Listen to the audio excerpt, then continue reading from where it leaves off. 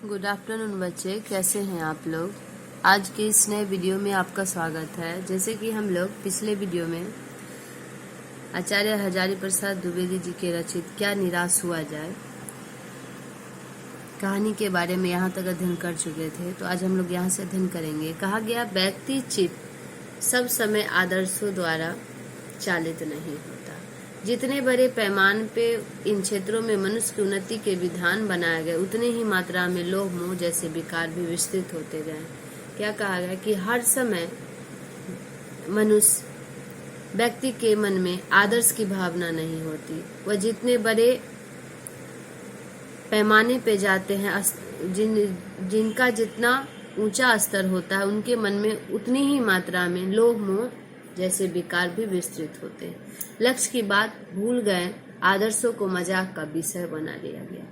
और संयम अर्थात संयम को हम धैर्य बोलते हैं। संयम को दकियानुसी अर्थात इसे रूढ़िवादिता शब्द बोलते हैं। रूढ़िवादिता है, रूढ़िवादी इसको बोलेंगे। रूढ़िवादी मान लिया गया है। परिणाम जो होना होता है वह हो रहा है। यह कुछ थोड़े समय लोगों के बढ़ते हुए सिर्फ लोभ का नतीजा है। जो लोभ मोह रहता है उसी का नतीजा है।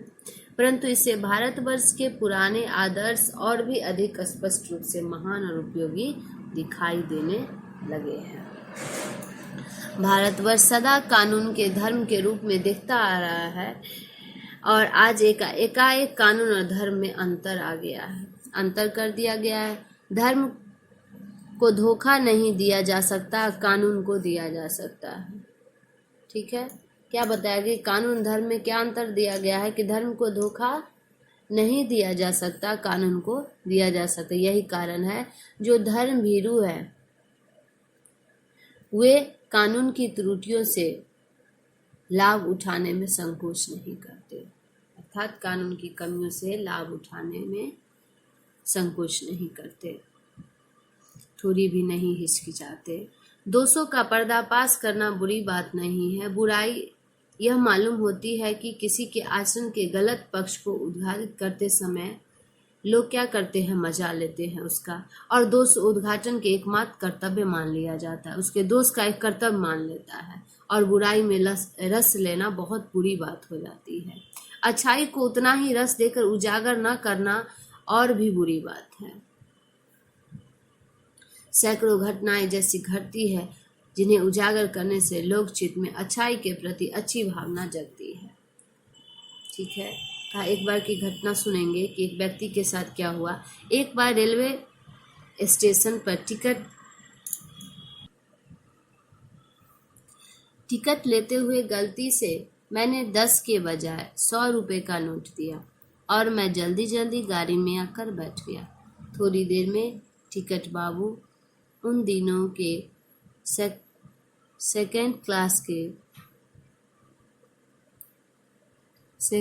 क्लास के डिब्बे में हर आदमी का चेहरा पहचानता हुआ उपस्थित हुआ। उसने मुझे पहचान लिया और बड़ी विनम्रता के साथ मेरे हाथ में 90 रुपए रख दिए और बोला, यह बहुत बड़ी गलती हो गई है। आपने भी नहीं देखा, मैंने भी नहीं देखा। उसके चेहरे पे विचित्र संतोष की गरिमा थी। मैं चकित रह गया। कैसे कहूँ कि दुनिया से सच्चाई और ईमानदारी लुप्त हो गई है। वैसी अनेक अवांछित घटनाएं भी हुई है, परंतु यह एक घटना ठगी और वंचना की अनेक घटनाओं से अधिक शक्तिशाली होता है। ठीक है, वंचना का अर्थ होता है छल। ठीक है, क्या कहा गया, परंतु यह एक घटना ठगी और वंचना की अनेक घटनाओं से अधिक शक्तिशाली होता है। एक बार मैं बस में यात्रा कर रहा था। मेरे साथ मेरी पत्नी और 3 बच्चे भी थे। बस में कुछ खराबी थी, रुक रुक कर चलती थी। गंतव्य से कोई 5 मील पहले ही एक निर्जन सुनसान स्थान में बस ने जवाब दिया। ठीक है, गंतव्य का अर्थ होता है वह स्थान जहां पहुंचना था, उससे पहले ही 5 मील पहले ही एक सुनसान स्थान पे जाके बस खराब हो जाती है। रात के कोई 10 बजे होंगे। बस में यात्री घबरा गए। कंडक्टर ऊपर गया और एक साइकिल लेकर चलता बना। लोगों को संदेह हो गया कि हमें धोखा दिया जा रहा है। बस में बैठे लोग ने तरह तरह की बातें शुरू कर दी। किसी ने कहा यहाँ डकैती होती है, 2 दिन पहले इसी तरह एक बस को लूट लिया गया था, परिवार सहित अकेला मैं ही था। बच्चे पानी पानी चिल्ला रहे थे, पानी का कहीं ठिकाना नहीं था। ऊपर से आदमियों का डर समा गया था।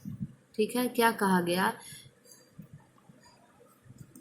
ऊपर से आदमियों को डर समा गया था। कुछ नौजवानों ने ड्राइवर को पकड़कर मारने पीटने का हिसाब बनाया। ड्राइवर के चेहरे पर हवाइयाँ उड़ने लगी। लोगों ने उसे पकड़ लिया। वह बड़े कातर ढंग से मेरी ओर देखने लगा और बोला, हम लोग बस का कोई उपाय कर रहे हैं, बचाइए, ये लोग मारेंगे। डर तो मेरे मन में भी था, पर उसकी कातर मुद्रा देखकर मैंने यात्रियों को समझाया कि मारना ठीक नहीं है, परंतु यात्री इतने घबरा गए थे कि वे मेरी बात सुनने को तैयार नहीं हुए। कहने लगे, इसकी बातों में मत आइए, धोखा दे रहा है। ठीक है, वह यात्री कहने लगता है कि इस ड्राइवर के बात में मत आइए, हमें धोखा दे रहा है। कंडक्टर को पहले ही डाकुओं के यहाँ भेज दिया है। ठीक है, जबकि वह कंडक्टर बस लाने जाता है तो सभी लोगों को लगता है कि वह डाकुओं को लाने के लिए गया है। मैं भी बहुत भयभीत था, पर ड्राइवर को किसी तरह मारपीट से बचाया। 1.5-2 घंटे बीत गए। मेरे बच्चे भोजन और पानी के लिए व्याकुल अर्थात बेचैन थे। मैं और मेरी पत्नी की हालत बुरी थी। लोगों ने ड्राइवर को मारा तो नहीं, पर उसे बस से उतारकर एक जगह घेर कर रखा। कोई भी दुर्घटना होती तो पहले ड्राइवर को समाप्त कर देना उन्हें उचित जान पड़ा। मेरे गिड़गिड़ाने का कोई विशेष असर नहीं पड़ा। इसी समय क्या देखता हूँ कि एक खाली बस चली आ रही है और उस पर हमारा बस कंडक्टर भी बैठा हुआ है। उसने आते ही कहा, अड्डे से नई बस लाया हूँ, इस बस पर बैठिए। वह बस चलाने लायक नहीं है। फिर मेरे पास एक लोटे में पानी और थोड़ा दूध लेकर आया और बोला, पंडित जी, बच्चों का रोना मुझसे देखा नहीं गया, वहीं दूध मिल गया, थोड़ा लेता आया। ठीक है, वही कंडक्टर लाया है। यात्रियों में फिर जान में जान आई। सबने उसे धन्यवाद दिया, ड्राइवर से माफी मांगी और 12 बजे से पहले ही सब लोग बस अड्डे पहुंच गए। कैसे कहूँ कि मनुष्यता एकदम समाप्त हो गई है। कैसे कहूँ कि लोगों में दया माया रह ही नहीं गई। जीवन में न जाने कितनी ऐसी घटनाएं हुई है जिन्हें मैं भूल नहीं सकता।